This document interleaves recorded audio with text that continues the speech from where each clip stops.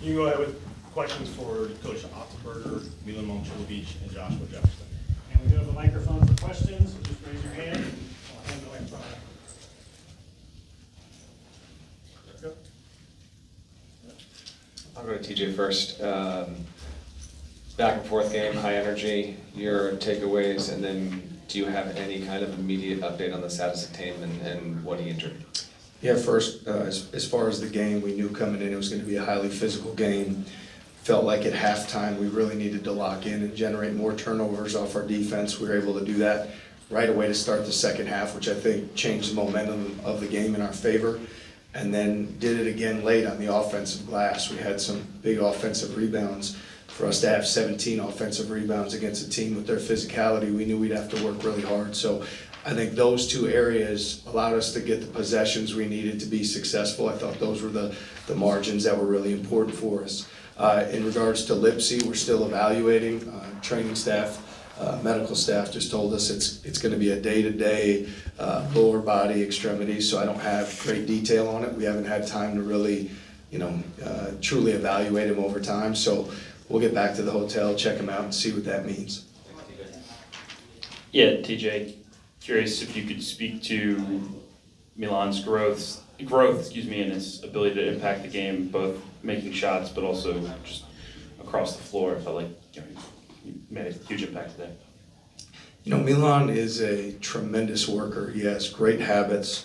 He has confidence in his abilities because he earns it and works for it every single day. And so as his coach, you want to do everything you can to show that belief in how you can have his back. And his teammates did such a great job finding him, and he was aggressive early on. It felt like when a mistake was made or miscommunication defensively, we were able to find him, and he was able to make a big shot. And I loved the downhill drive late in the paint was a huge possession. So it's what we know Milan's capable of. He works for it. He earns it. Proud of him and happy for him to have that type of performance. He should have great confidence moving forward. For Milan and Joshua, what emotions ran through your mind when you saw Tim go down like that, and how much did that fire you guys up to close things out?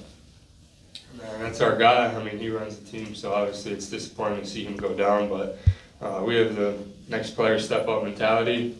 We knew we needed to win that game, so we had to forget about it and then just go win the game, but obviously it's tough to see our leader go down like that. And for TJ, for you, that was your 100th win as the coach at Iowa State. Only 5 other coaches have done that in Ames. What does that milestone mean to you to be part of that exclusive club?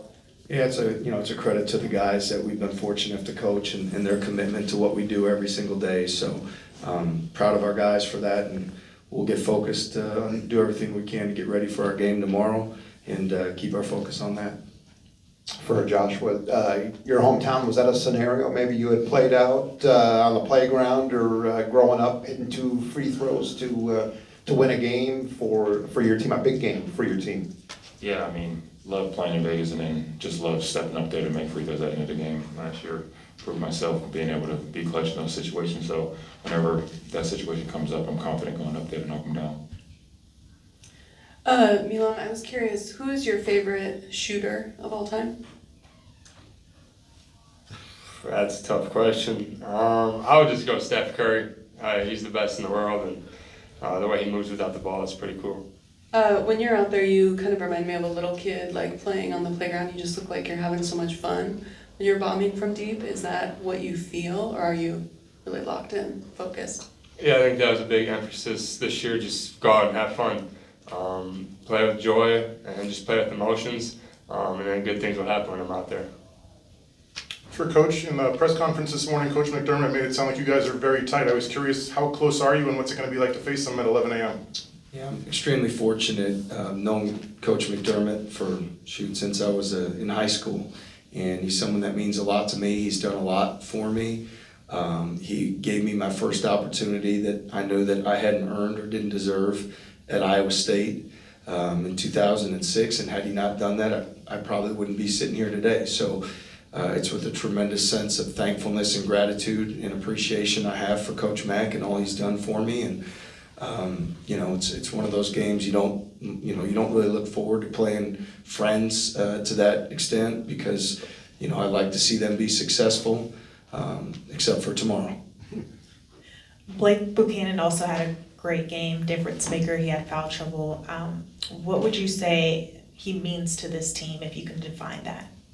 Blake's an elite defensive player, activity level. He's a very high IQ offensive player. He can make plays with the basketball, tremendous passer and finisher. And then what you saw tonight was just an unbreakable will, especially late. You know, when you have 4 fouls, there's some challenges that go along with that. And we talked to him consistently about being more aggressive, more physical, more assertive. And he made so many impactful big plays for us down the stretch. So challenging, you know, dynamic when you have 4 fouls as quick as he did, but you couldn't have handled it any better, and really proud of him for how he persevered.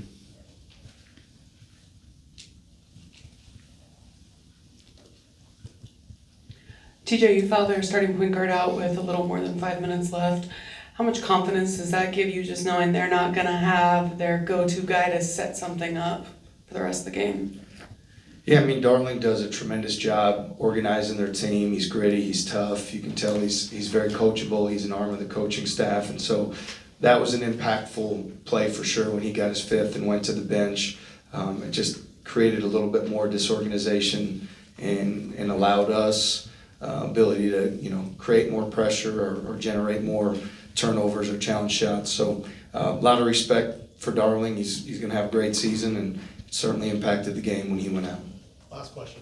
TJ, over here in the front, what makes St. John's full court pressure so tricky, and how do you feel like your team handled it today?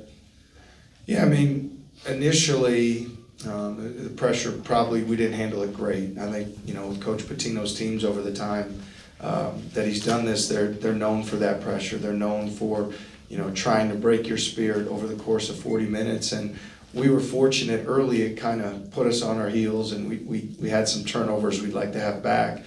But our guys were very intentional and tough as the game continued to wear on, and making sure that we cut hard, that we were sure of our passes every single possession. And that was so important because all those possessions mattered. So it's with tremendous respect we have for them and their program and how they go about doing that job. And proud of our guys for how they rose to that challenge here today. And real quick, you touched on Blake Buchanan, but how did you feel your front court overall? You had some Joshua Jefferson minutes at the 5, but just how did you feel like they matched up today against St. John's big?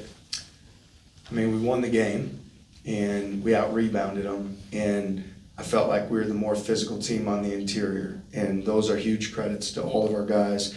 You know, when Joshua's playing out of position at the 5, he's a warrior in there. He does so much for us, and obviously we've talked about Blake, and I think, you know, played his most minutes today as a Cyclone, and we trust Eric Mulder as well. So great job by all those guys. Thanks, everyone. Thank you.